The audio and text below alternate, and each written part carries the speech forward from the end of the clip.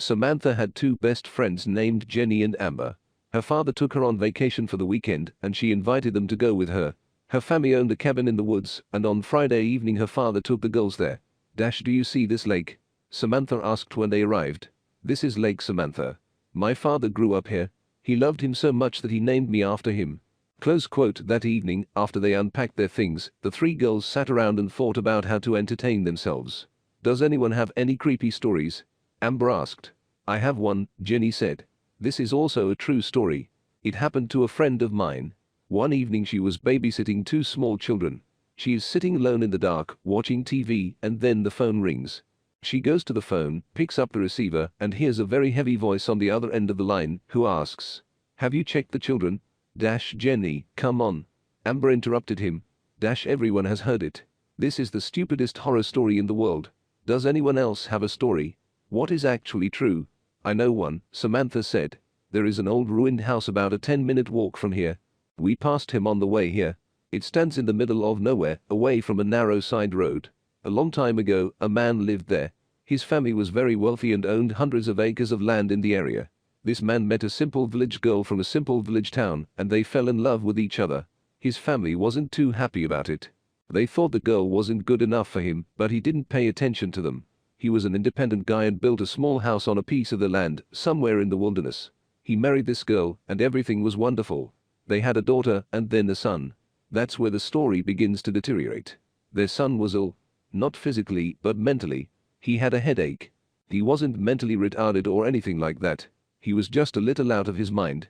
By the time he was 9 years old, he had become too big for his parents to handle, throwing tantrums, sleeping erratically, disappearing into the woods and hiding, something like that.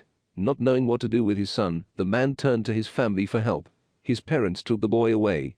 They sent him to a remote place in the forest. It wasn't a madhouse, but it served people with special needs, if you know what I mean. His parents thought it was for the best. Over time, the family got used to the fact that he was not around.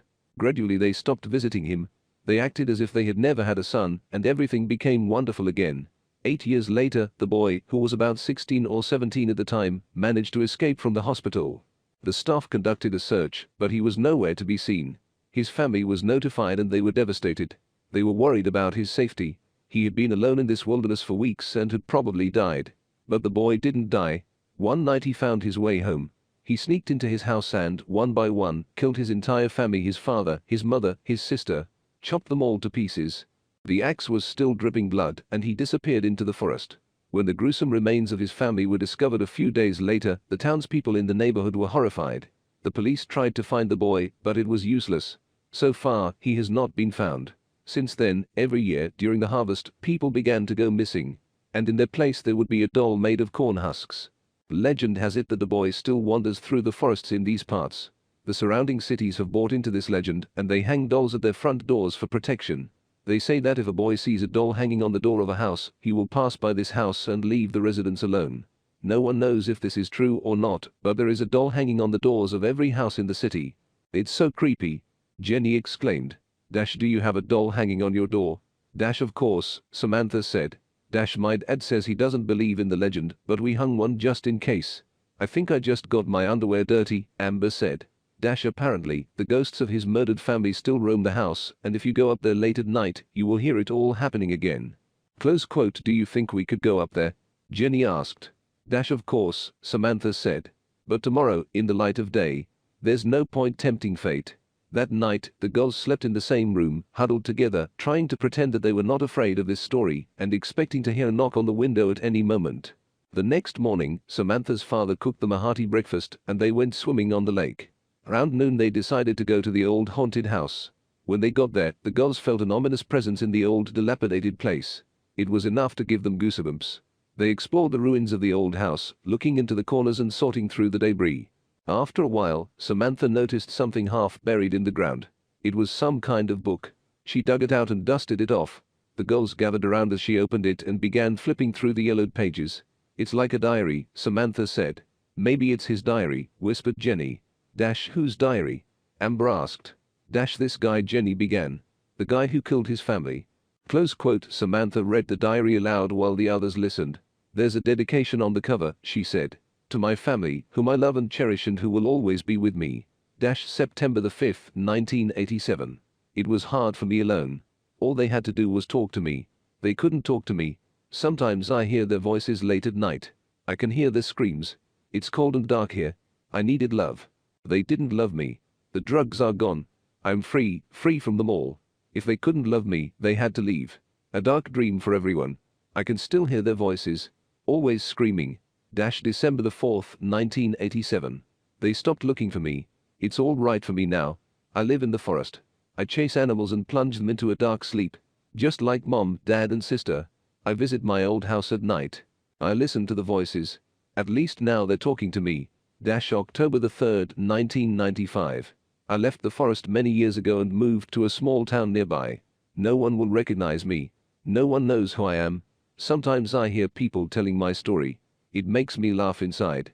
They're all afraid of me. I still go to the woods sometimes. I spend nights in my old house. Mom and dad are still talking to me. They say they are very proud of me. November the 2nd, 1998. Life was good. I found a job. I bought a house. I met a girl. She is very quiet and pretty. Sometimes I take her to the woods. She likes it. I let mom and dad see her. They like her. July the 1st, 2000. Today is a great day. Now I have a child. I'm so happy. Mom and dad are now grandparents. But my wife is not doing very well. It was very hard for her. She might not make it. Maybe she'll go into a dark dream. Now I'm happy. August the 13th, 2010. I'm so proud of my child. She's just like me. Only she's much smarter. She doesn't have any problems. She doesn't hear voices. She goes to school and has a lot of friends. Not like me. Sometimes I take her to the woods with me.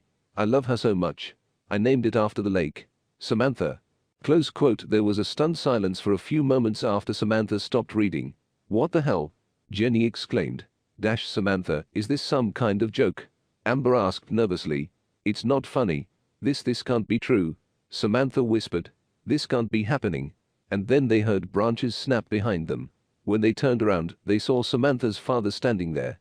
There was a strange pained expression on his face, and he was holding an axe in his hands. You shouldn't have found him, he muttered. Now there is no other way out. A dark dream for everyone. No, Dad. Samantha shouted. No. No. No. No. When Samantha's father finished butchering the bodies, he put them in large plastic bags and buried them deep in the woods. So deep that no one would ever find them. Now they could be together forever. I'm going to keep an eye on you now, he muttered, picking at the ground with a shovel. Maybe you won't understand now, but you will eventually. It's the only way for us to be together. Dark dream forever, we all stay together.